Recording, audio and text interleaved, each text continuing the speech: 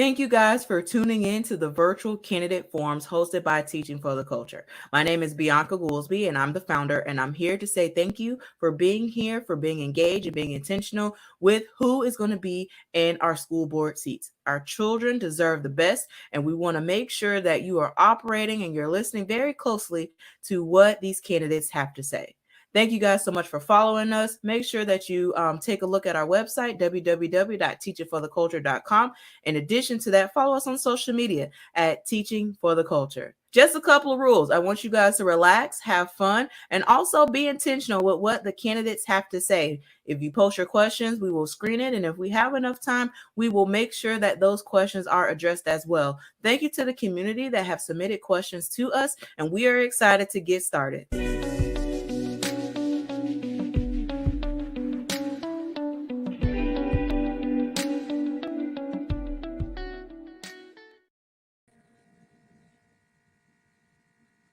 Good evening. I am Kimberly Skukulak. I'm an educator for Pinellas County Schools, as well as the VP of Advocacy for Pinellas County Council PTA. I will be your moderator tonight. Teaching for the Culture Candidate Forum follows the nonpartisan, unbiased, and impartial format. Time limits for all comments will be strictly enforced. In fairness to all candidates and the audience, we will ask that these time limits be respected. Each candidate will have 2 minutes for opening remarks to introduce themselves. So that we can address as many questions as possible in the time available, each candidate will have 1 minute to answer each question. If time permits, candidates will also have 2 minutes for closing statements. In fairness to all candidates, we will rotate the order of how these questions are answered. We will get started with opening statements. First up, we will have Laura Hine. Wonderful. Hi, everyone. My name is Laura Hine. I was born and raised in Tampa, attending public school K through 12, and then I attended the U.S. Naval Academy for college, earning a degree in aerospace engineering. I served as an officer in the Navy for 6 years, returned home, and became a licensed general contractor, earned a master's degree in business with a specialty in finance. If you've flown Southwest Airlines or been to the James Museum, you've seen my work. Throughout my career, I've always also engaged in the community. I'm running for school board because I care passionately about public education, and I believe I have the skills to make a true impact. While yes, I've been educated in public schools through a master's degree, and my mother was a teacher, I came to be so passionate about public education over the recent 5 years when my children were coming of the age for school. I came to know the quagmire that is school choice and to see the significant inequities in educational opportunities for children. The fact that a child had to win a lottery or a voucher to have a chance at an excellent education still seems radically incorrect to me. And it was something I had to engage in. We decided to send our children to our zone public school, North Shore Elementary, which was a Title I letter grade D school with 74% economic disadvantage and 50% minority students, and I got involved. I started an independent nonprofit called Friends of North Shore Elementary to bring community awareness and support, and then became president of the PTA. As my friend John Kyle has written, if you think PTAs are just bake sales, you've never been on a PTA run by a Naval Academy graduate. I've learned from the teachers at our school, our parents, from Academy Prep. I've met with Jeffrey Canada with Harlem Children's Zone. I've studied the KIPP academies, the successes in Denver public schools. I've engaged with Foundation for Healthy St. Petersburg, with our school district, our legislators. I've been to Tallahassee on education. I read the books, I read the studies. In 5 years, I've learned a great deal and have had a positive impact on our local community. And I'm running for school board because I believe that's where I can next best have a positive impact on education. Thank you. Thank you. Next up, we'll have Stephanie Meyer. Thank you, Bianca and Kimberly, and Teaching for the Culture for hosting this forum this evening. I'm Stephanie Meyer. I'm the wife of a local firefighter and the mother to 2 wonderful children. As a Pinellas native, I have a unique perspective on the progression of our local education system. I grew up here in Pinellas and attended public schools. At the same time, my mother was a beloved public school teacher who retired after 34 years of service in 2014. Early on in my adult life, I followed in the footsteps of my father, entering the business world in sales and marketing, where I spent 17 years successfully managing and working to find common sense solutions to complex problems for various types of local, regional, and national businesses. After taking a brief pause in my career to finish my college degree, I became a substitute teacher for grades K through 12, which is where I realized my true passion is educating the next generation. I'm now a full-time middle school social studies teacher, specializing in the subjects of ancient world history, world geography, civics and economics, and early American history. I'm running for Pinellas School Board because I believe that each child is special and that all children deserve access to a world-class education. Our education system is the single most important component to both individual success and a thriving community. It's time to put our families and children at the forefront of all of the decisions that are facing our board. Your children, your voice. Thank you, and I hope to earn the opportunity for your vote on August 18th. Thank you. And finally, Tom Topping. Thank you, Kimberly, and thank you, Bianca, and Teaching for the Culture for the opportunity to share with you all tonight.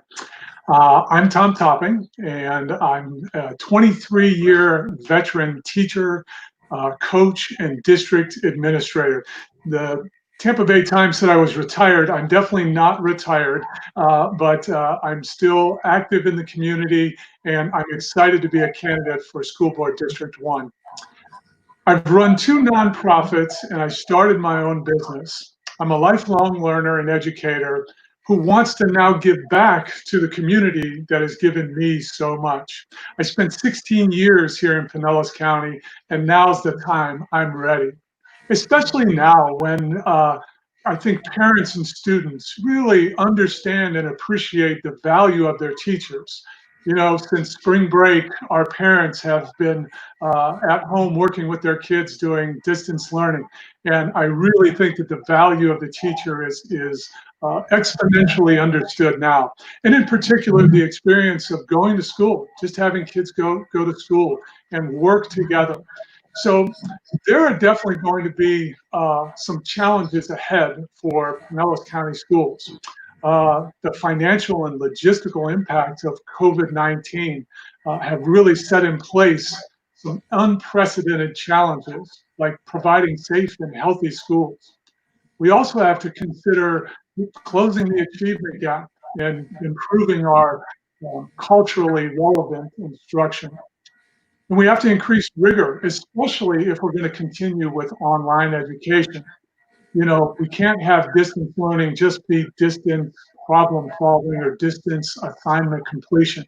We really need rigor in all areas. We have to do all of that by providing equity and equal access for everyone across the county. And that's why I'm running for Pinellas County School Board, to ensure those things. Thank you, Tom.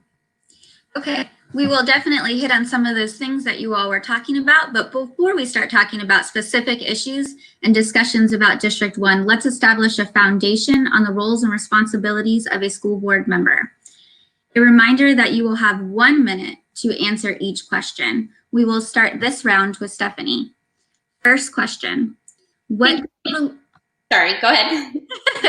What do you believe is the role of a school board member? The role of a school board member is multifaceted. Number one, it is being a good steward of the tax dollars of our members of our community. It is also being an advocate for parents. I think that's the primary role of the school board member. We have to remember that school board is the only democratically elected body in what would otherwise be a completely insulated institution. And so our school board members have an obligation and a duty to our family and to our parents. Thank you. Next up will be Laura. Same question. What do you believe is the role of a school board member? Sure. So the school board is complex and demanding in its duties. School board members are charged with operational, policy, and fiduciary oversight of public education in Pinellas County. We work in education, yes, but we also work in mental health, juvenile justice, poverty, exceptional student education, school safety, and other areas. The school board hires the lead supervisory roles, the superintendent of schools, the district leaders, our principals, all of whom then hire our valuable teachers. Our board is a board of 7 charged with overseeing a $1.5 billion budget, about 14,000 employees and 100,000 students. Our annual utility bill is about $24 million. Only 26 school districts in the entire country are larger than ours. So experience with systems of scale, along with executive management and financial skills, are useful in this role. Also, being a parent and connected with many parents and listening to the parents and families of Pinellas County Schools. Thank you. Tom, you're next. Would you like me to repeat the question? No, I'm good. I've got it. Thank you, though. You know, the role of a board member, there's sort of three areas that I look at. There's the technical aspect where you hire and fire the superintendent, you create policy, and then you're a fiduciary of the way the money is spent and ensure that taxpayers are getting the most bang for their educational buck.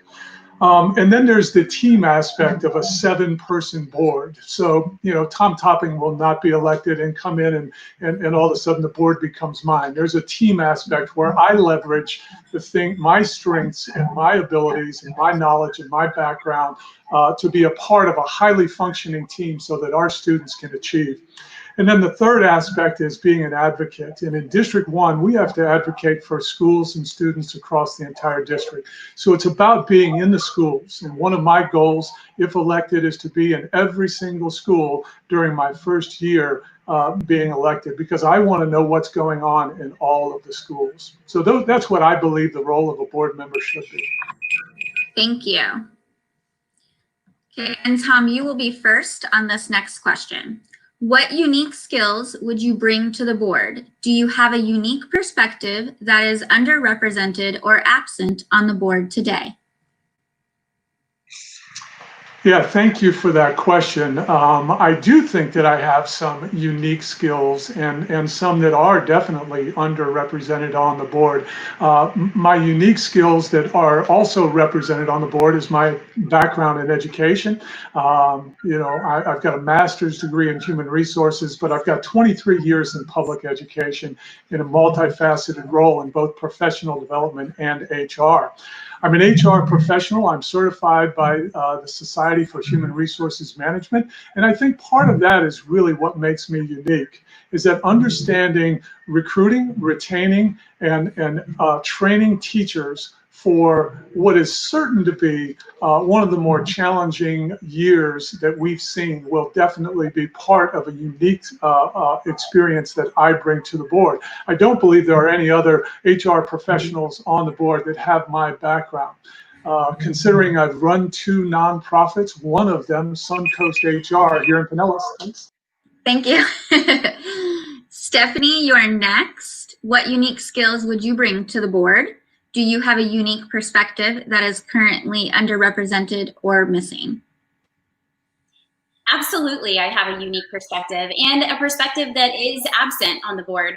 Like I mentioned in my intro, I was a Pinellas County student here, and I think that is really important because I have seen the change in our public school system from when I was 5 years old. And so I think that's important. And then the other thing that I bring to the table is 17 years of business experience, where I've handled multi-million-dollar accounts.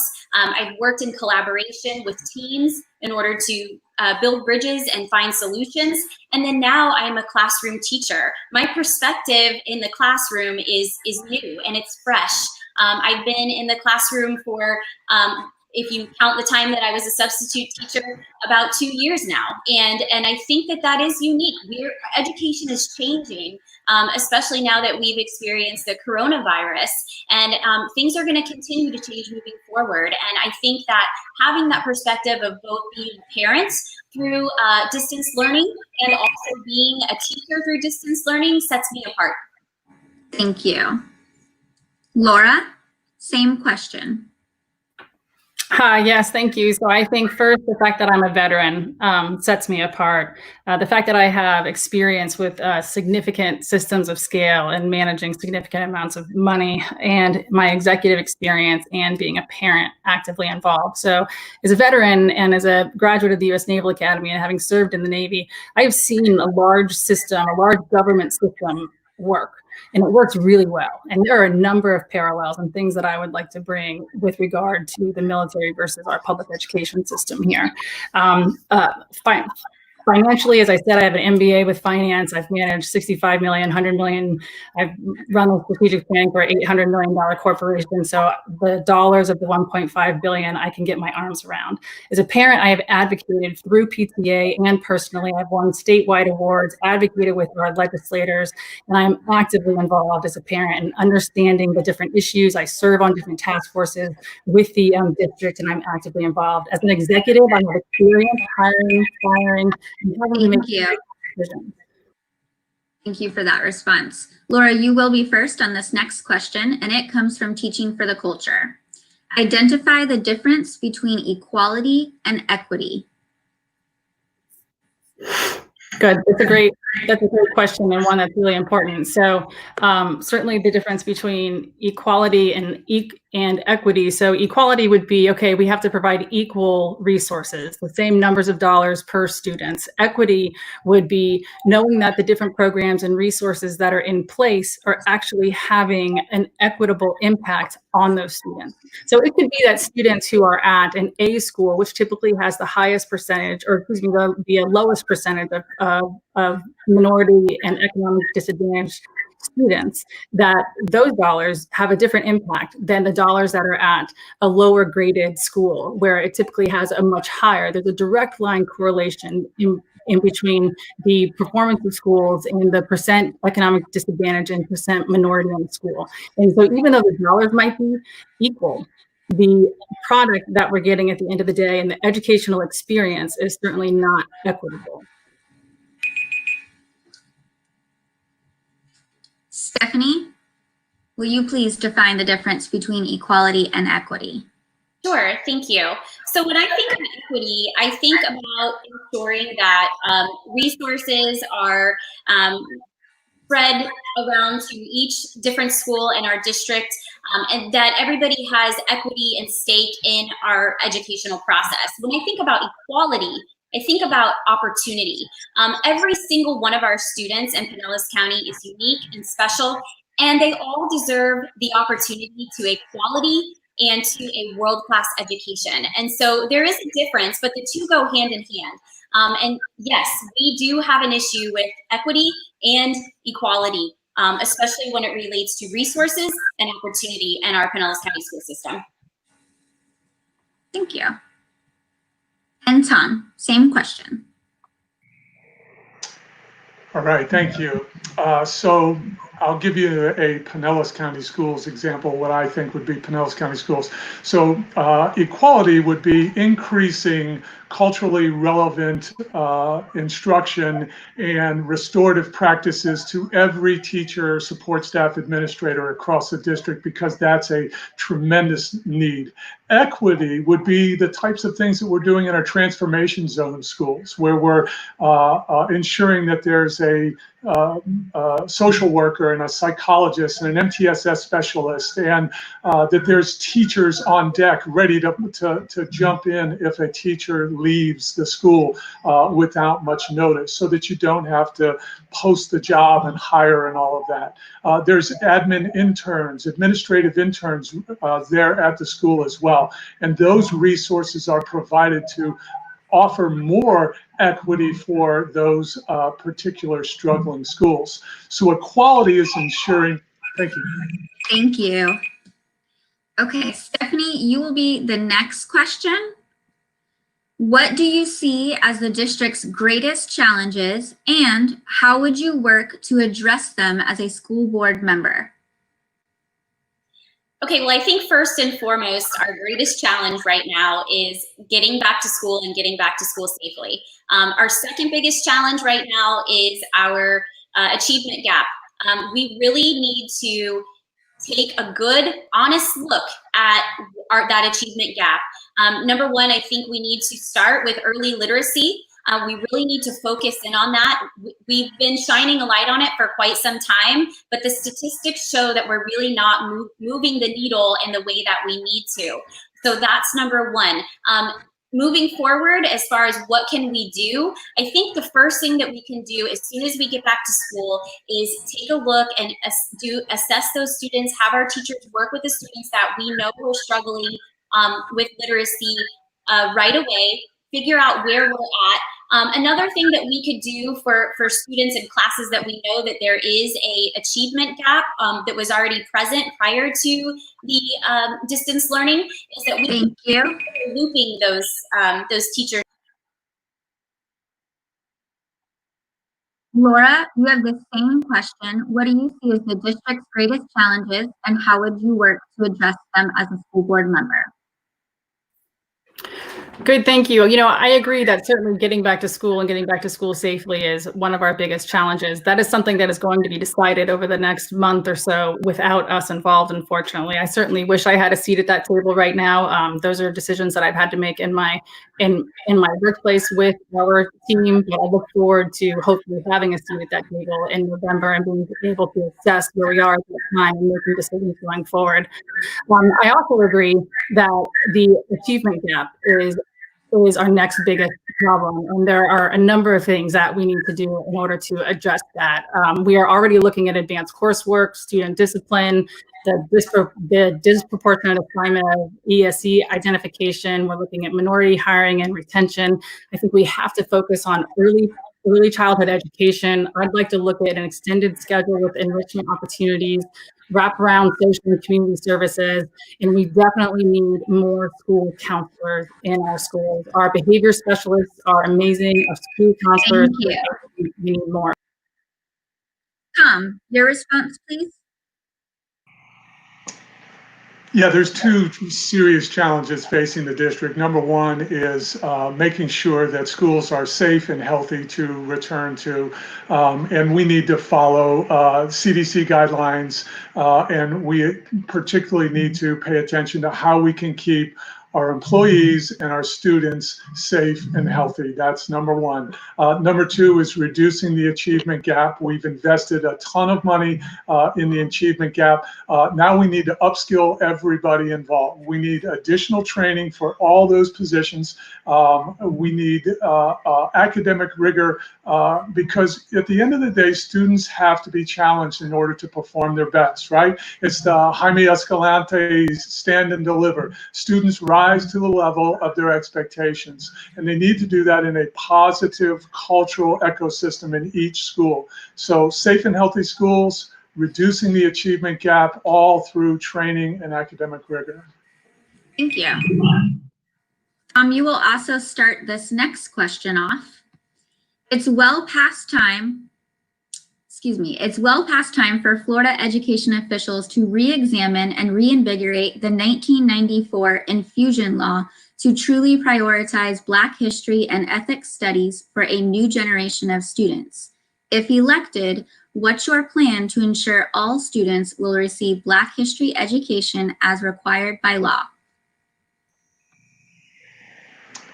Yeah, that's a great question, and it's a serious issue. And I'm excited to know that the district is going to do a complete curriculum review over the next year. I spoke to Yamira yesterday, who started the petition online. We had a chance to talk. She's a student at St. Pete High School, Rising Junior. We had an opportunity to talk about that, and I shared with her that I learned about the Rosewood Massacre from watching the John Singleton film Rosewood. I learned about the Tulsa Black Wall Street Massacre just at the start of the pandemic, watching HBO's Watchmen. That shouldn't be where we're learning Black history from Hollywood and in film. We should be learning it in schools. So you're right, it is high time. I will, as a board member, push and ensure that we include more racially inclusive education in our curriculum. It's just important all the way around. Thank you. Stephanie? Well, thank you for the question. And I think this is a really, really important question. And it's a conversation that we need to have. As an American history teacher, this is something that I'm already doing.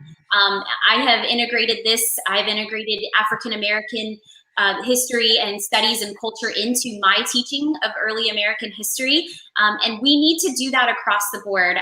I agree with Tom. Like Tom said, we should not be learning about these things, years and years later. These are things that should be taught to our students in school. It is important that every single American in this country, history is learned about and talked about and celebrated in our schools. Thank you. Laura, your response, please. Thank you for this question. First thing I would say is Black history is American history, as is Hispanic history and other history. We have to be fully inclusive in the teaching of American history. And I agree with Tom with everything he said about having this be a priority. I do believe that our schools in general lack culturally inclusive material and experiences across the board. And this is something that I care about, I want to talk about, and I would like to talk to the experts on how we can do better. It's not enough to have a Black History Month and think that checks the box. It has to be much more systemic. Thank you. For our next question, Stephanie will start us off. And the question is, how would you develop and maintain a relationship with the district to better understand teacher perspectives and what works best for students? Thank you for the question. So as a teacher, this is something that I do day in, day out. This is something that I also did in our community as a salesperson and marketing executive. So what we need to do is continue reaching out to our community. We need to be continuing to reach out to parents. Our board members need to be accessible. They need to be available to our teachers and to our parents alike. I have spent the last year or so that I have been on the campaign trail talking to families, talking to teachers. During the distance learning last quarter, we all stood together shoulder to shoulder as teachers. We leaned on each other, we relied on each other, and I will bring those same experiences with me and those same principles with me to the board. Thank you. Laura.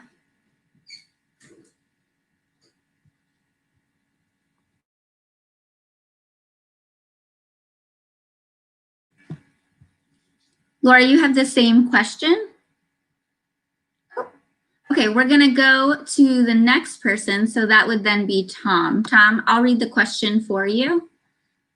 How would you develop and maintain a relationship with the district to better understand teacher perspectives and what works best for students? Yeah, that's a great question. Number one, it's being in the schools. You know, if you're going to develop relationships, you're going to have to get into schools. You're going to have open lines of communication. You're going to have to talk. And like I mentioned earlier, my plan is to be in all 100 plus schools across the district in my first year. I want to hear. I want to know what's going on. Additionally, I'm sort of at an advantage because I live with the Pinellas County Schools administrator, and a lot of my friends are teachers and administrators here in Pinellas County Schools. So I'm very, very well connected to a lot of folks across Pinellas County Schools, and I know some board members already that I get along with really well. So at the end of the day, it's not about who I know now, but it's about building those relationships as we go on, and that's going to be through actively being involved and getting into the schools and listening to teachers, parents, students, all stakeholders across our schools. Thank you. Laura, how would you develop and maintain a relationship with the district to better understand teacher perspectives and what works best for students? That's a great question. So I think I've been very fortunate in the last 5 years working closely with the school and the district that I've developed a number of relationships already. That's the first thing I did at our school. It was really just about asking the teachers, what do you need? I'm very clear that I am not an education professional, but I am somebody who cares, and I am somebody who can look at a system and figure out ways to improve it. So all of my work has been about looking to asking teachers, administrators, and then participating at the district level. School safety, I've been involved in the construction and architecture department. I have met with behavioral specialists, I have met with a number of different departments and have already created some, and I will just continue. I will continue to ask. I will always ask. Thank you. Next question. And Tom, you will be going first on this question. Share the work that you've done or visits you have made to elementary, middle, and or high schools in the community you plan to serve in this past year. Yeah, so I have not done a lot over the last year in the schools. I've been focusing, I launched a business in 2018, and I've been focused on business. What I have done is during this time when the pandemic started and it was clear that we needed a voice, I felt of leadership, bold leadership, and an understanding of how the system works from the inside and the out.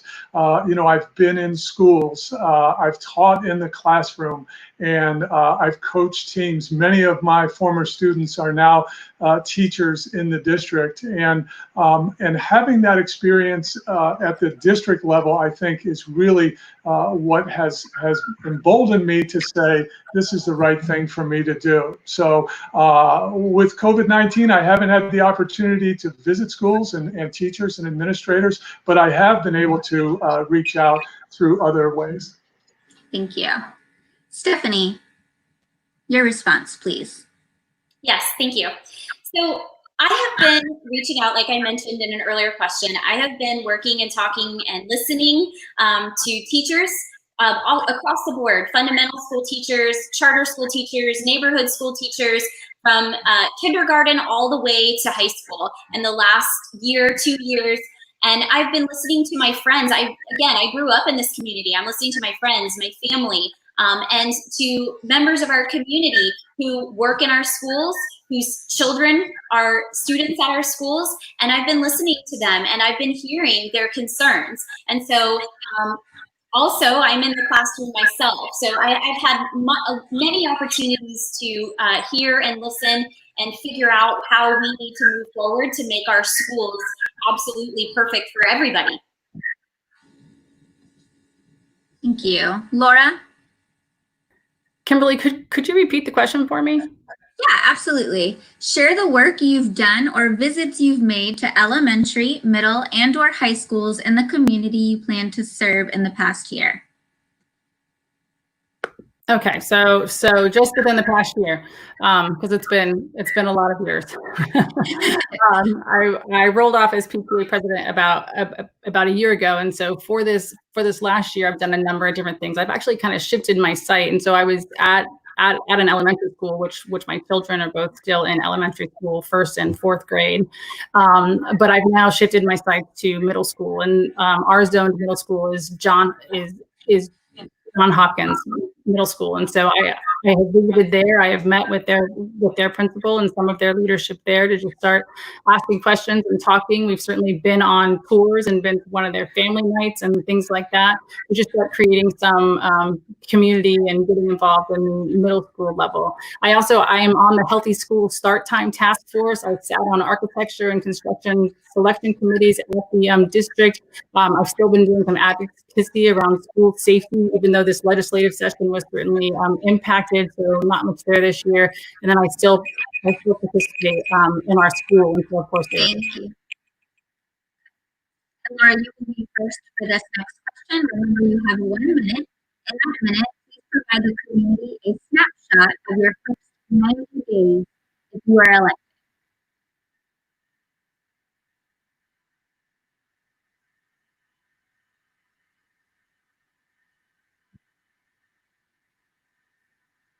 Laura, can you hear me?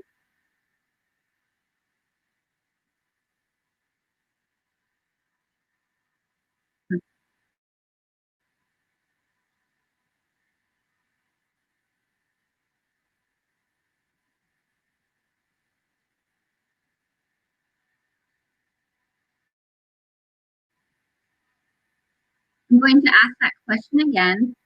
In 1 minute, please provide the community a snapshot of your first 90 days if you are elected. Laura, could you answer first, please?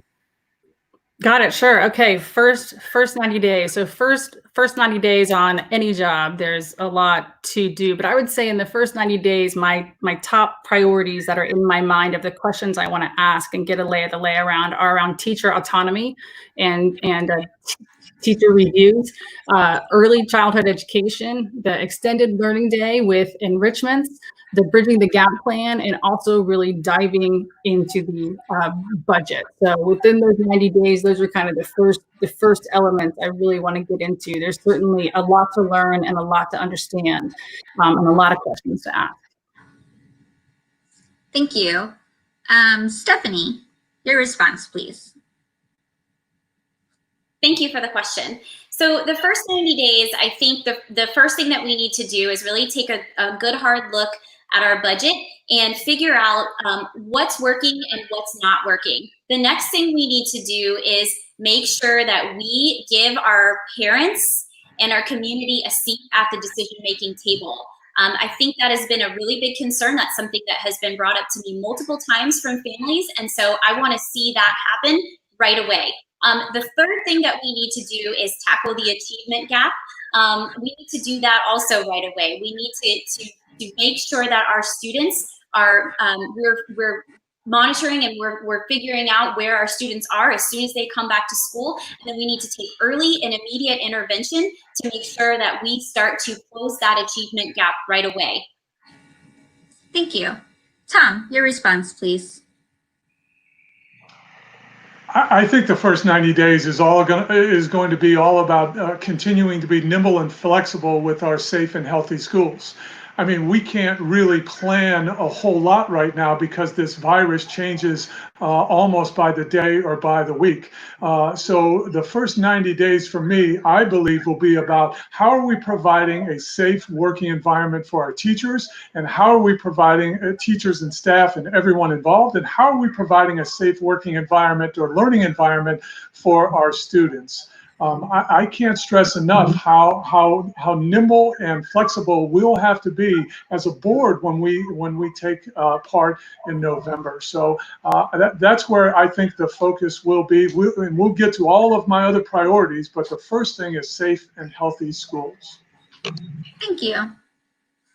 Okay, for our next question, we will have Stephanie first.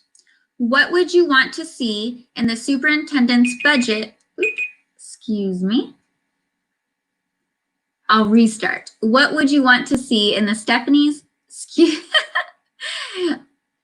third time's a charm. What would you want to see in the superintendent's budget to address equity and ensuring all children receive an equitable education? Number one, I think that we need to figure out what is working and what is not working. And so that's the first step before we make any changes to the budget. We need to be talking to our learning coaches in our schools. We need to be talking to our teachers who are on the front lines, who are the ones that are responsible for making sure to close those achievement gaps and help those students get to the level of success that they need to be. And so we need to first figure out, what does help look like? What do we need to do as a district to give our teachers, give our students the tools and the resources that they need?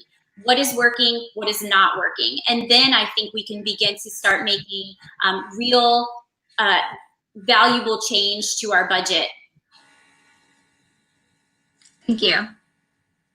Laura, your response. Sure. So when it comes to the budget, to directly express or address equity, I would mention that PCS hired a few years ago Hillary Van Dyke as the professional development coordinator for equity. Hillary now has a team of 2 more, and they've created trainings for teachers and staff around equity and racial bias. They've trained over 1,000 people and now have 400 equity champions. We have 14,000 employees, so there's a great distance to go there. Also, Esme Rodriguez with Equality Florida is the Pinellas Safe and Healthy Schools coordinator, and they provide LGBTQ plus bias training as well. We've got to get that training to all of our employees. We need more school counselors. And we also, I would like for us to invest in an extended day with enrichments, and also looking at the wraparound and community services as identified by the schools and the communities that they serve. Thank you. And I am actually on Hillary's team, so Nice to see that recognition. Tom, your response, please. Yeah, I would expect a superintendent's budget that sets up the district to be the best in the entire state of Florida, number one. So how do you get that done? Through equitable funding. You have to focus on research-based programs that perform well.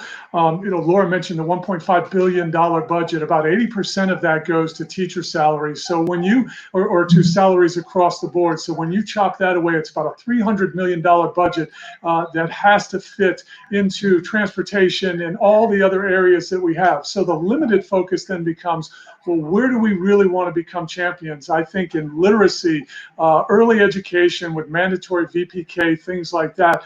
We want to ensure that that everyone has a chance from an early age. Literacy is such a predictor of academic success in the future. I am a champion for literacy, and that's something that I think can equal the playing field for everyone. Thank you. Speaking of literacy, and Tom, you're going first on this question. So according to the latest FSA data, 72% of our third grade students were not proficient in reading. We know reading is the foundation of a strong formative education. What is your vision for reading instruction in the district, and how do you plan to accomplish it? Yeah, so clearly, as I just stated, literacy is something that's very important to me.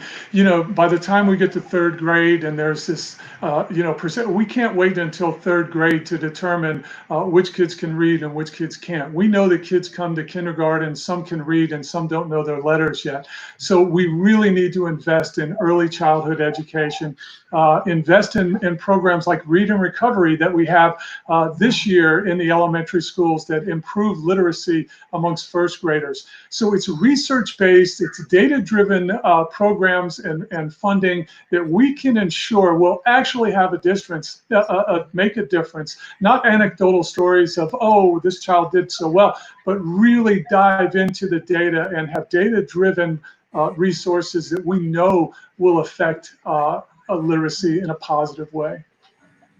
Thank you. Stephanie, your question. What is your vision for reading instruction?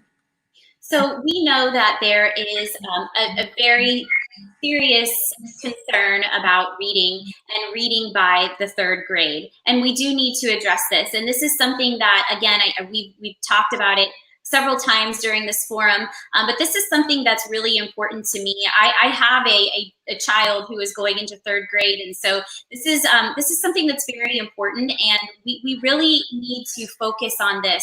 I believe that it starts with accountability and partnerships. We need to build partnerships with families, with parents. We need our parents to understand that they have a huge role to play in the success of their children. We also need accountability. If there are methods and programs that we're doing now that aren't working, we need accountability, and then we need to shift course. I think we can look to some other states. North Carolina is one example that I read a study about. They've turned around their reading scores for their young readers, and I think we need to take a look at those programs. Thank you. Laura, your response, please. So I think when it comes to reading, I know there are a number of programs out there. There are phonics-based programs. There's the Sing Out and Read programs. I would look to our literacy coaches to talk about how to address it at the current levels. I do want to go back to early childhood education. The 2019 Georgetown University study showed a great disparity in reading in between the top quartile of socioeconomic status students and the bottom quartile. This is something that is an issue, not just by third grade, but by 5. So I really want to look at early childhood education. Also, we've got to stop our high stakes testing, which leads to a data-based mindset instead of a strength-based mindset when it comes to teaching. We've got to bring back the love of teaching, the love of learning, create a love of learning, create curiosity in a child, and they will want to read. Thank you. Stephanie, you have the question first. What experience do you have to be a change agent for Pinellas County Schools, given the discussion in the United States about racial equity, racism, and the likely economic impact of COVID? Great question. So all of which I have experience with, current experience with in my role as a teacher.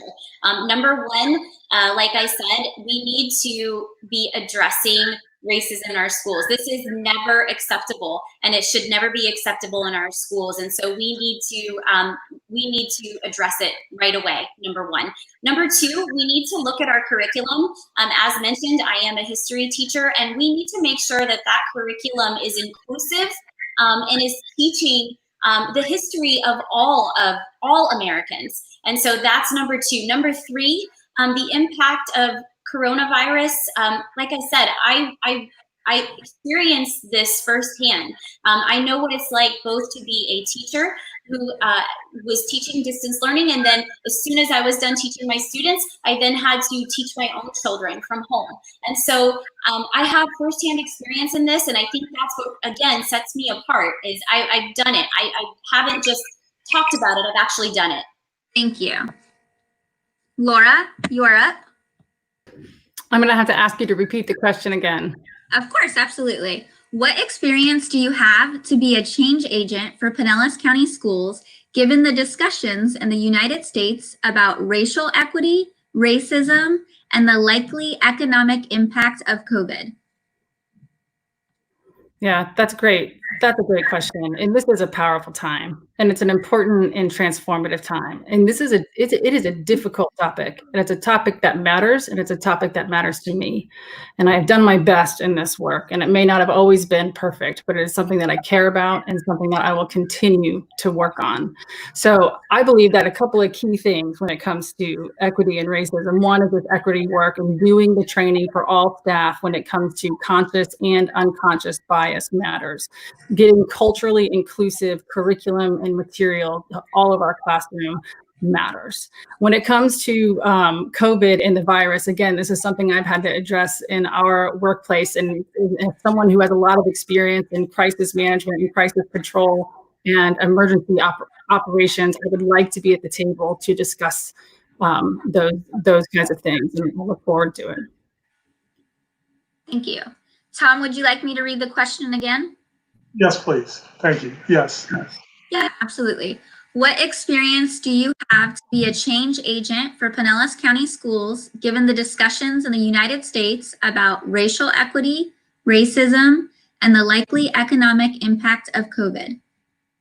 So in the US, we have 5% of the world's population and 20% of the world's incarcerated individuals. And unfortunately, part of that incarceration rate is the school to prison pipeline. And addressing that, I think, is hugely important. What experience do I have with it? Well, that's a kitchen table conversation with my wife, who is the director for educational alternative services. You see, she's been to 3 or 4 graduations in the Pinellas County Jail. She oversees the educational programs at the JDC.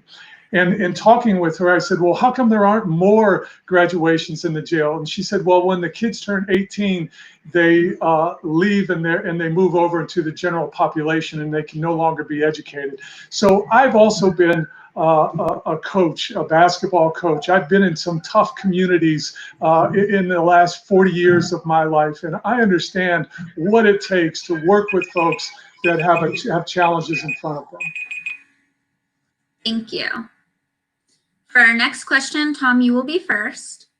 Pinellas County Schools has 18 schools on the state's list of persistently low performing schools.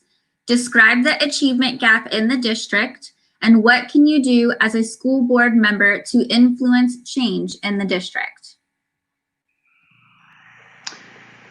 So what we have to do is we have to invest in our people. We have good people in our schools, in particular the struggling schools, but we have to continue to invest in them. if you think about it right now, we're at a really, really critical time because not only are our teachers being asked to teach online when they've been teaching in the classroom setting, but next they're going to be asked to teach in a socially or physically distanced classroom, which is unlike anything they've ever had to do before. It's all been group learning, small group learning, etc. So we've got to upskill every single position in our struggling schools. We have to help training. We have to increase funding for all of our programs, and we really need to follow the data on what works. Thank you. Stephanie, your answer, please. Can you tell me the question one more time? Yes. Thanks. Pinellas County Schools has 18 schools on the state's list of persistently low performing schools. Describe the achievement gap in the district. What can you do as a school board member to influence change in the district?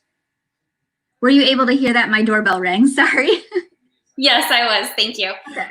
So I think the first thing that we need to do is we need to look at our schools that are doing well, and then we need to determine what is working there and why things are working there, and then we need to take those same principles and those same policies, and we need to apply them to our schools that are consistently underperforming, number one. Number two, we need accountability. And I know our teachers work very, very hard, but it starts with leadership. So we need to make sure that these schools have sound leadership, and we need to make sure that everybody we have in place there has had a place at the table to sit down and work together to collaborate on how they are going to see that change in those schools. And then the third thing that we need to do is partner. We need to partner with families. We need to partner with the community. We know those things work. And so we need to do better at making sure that we are holding these schools accountable and that we are forming partnership. Thank you.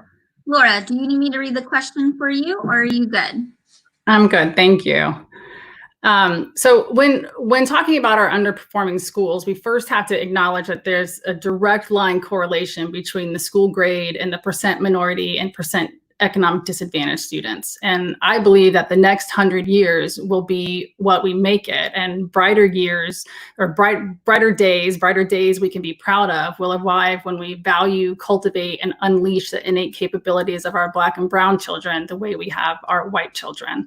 And acknowledging this, if we want to achieve the high quality education, which is called for in the Florida Constitution, focus on these schools must be a priority. The high stakes piece of the state grading system, the carrot and stick, one size fits all, academic related bonuses and penalties are not moving the needle. While meant for improvement in outcomes, the focus on restrictions and measurements over the last 30 years have come at a cost. And that cost is the love of teaching, the love of learning, and the localized agility required to meet and raise all students. Thriving teachers equal thriving classrooms. Thank you. Laura, you will be first on this next question, and this is our last question before closing statements.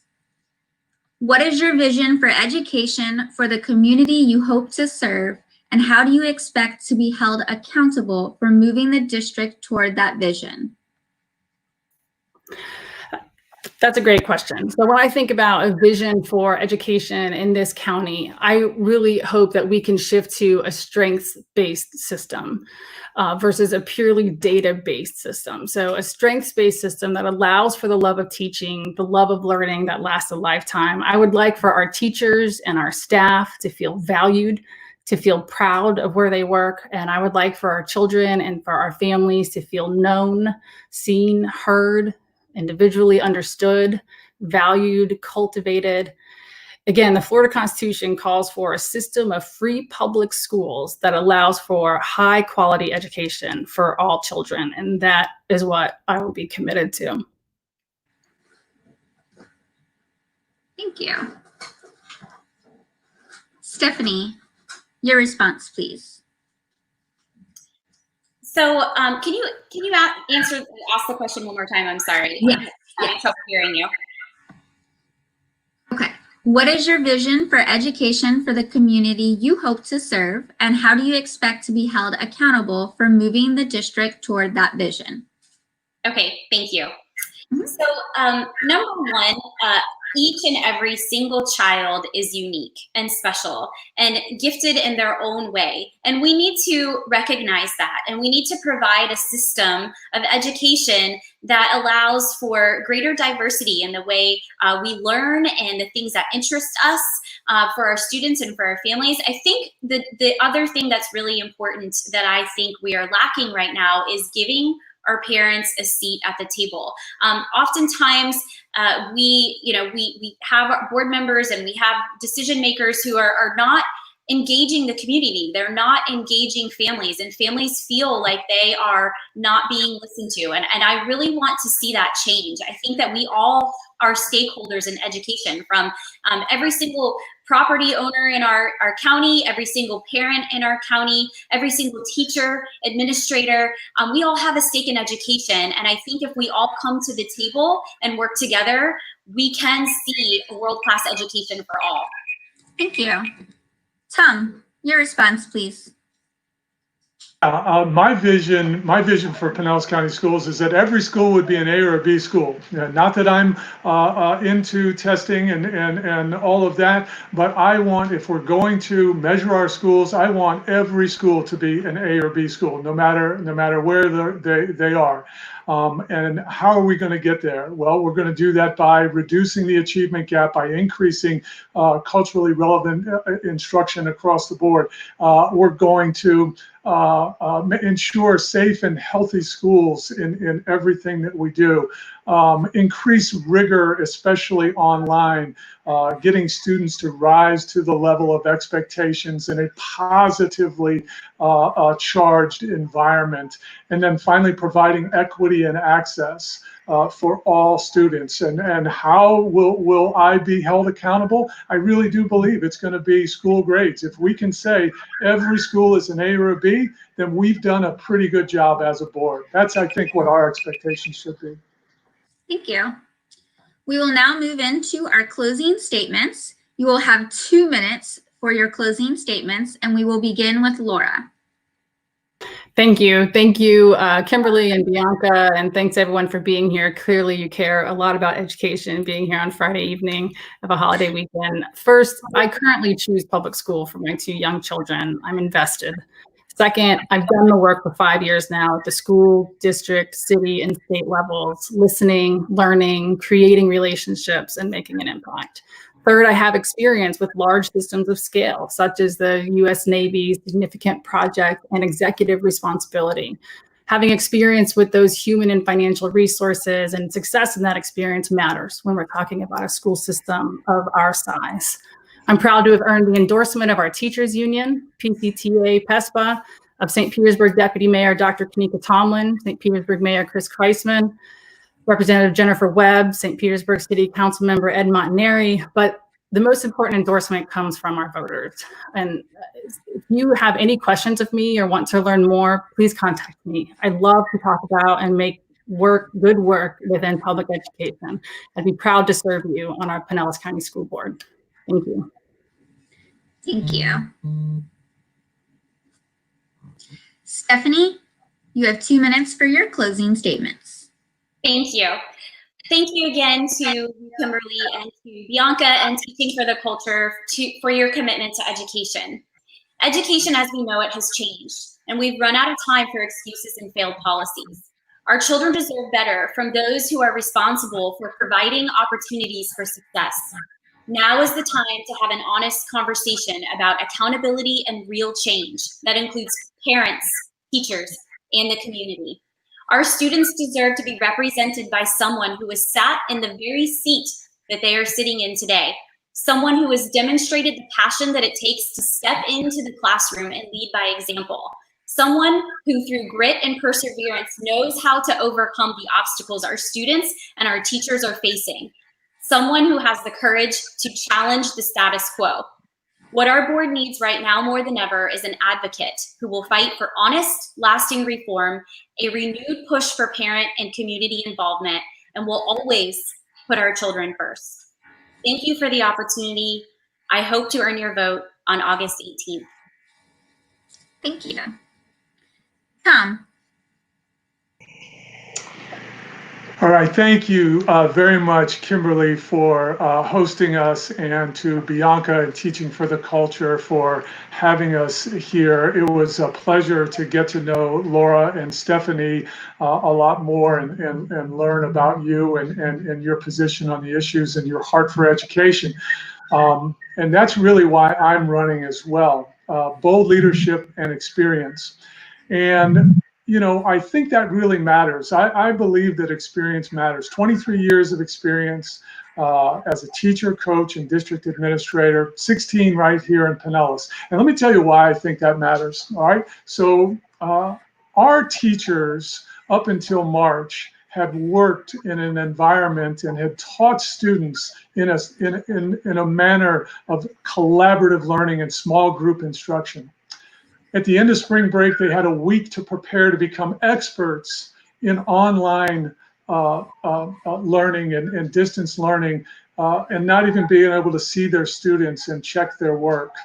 Now they're going to probably be asked to teach kids in a physically distanced classroom, masks or no masks, etc. There's a lot of challenges that lay ahead. And I believe that those challenges are unique for me to help solve. And that's why I'm running for Pinellas County School Board District 1. You can read more about me at electtomtopping.com. And I always like to say, let's get to the future first. Thank you very much for everybody, and happy 4th of July. Thank you so much. We have a poll that is now posted for you to make your voice heard. The results will be posted on Monday. If you want to see the results live, turn to Morning Tea and Allegations by following Bianca Goolsby. We thank everyone for being here tonight, and remember to go out and vote.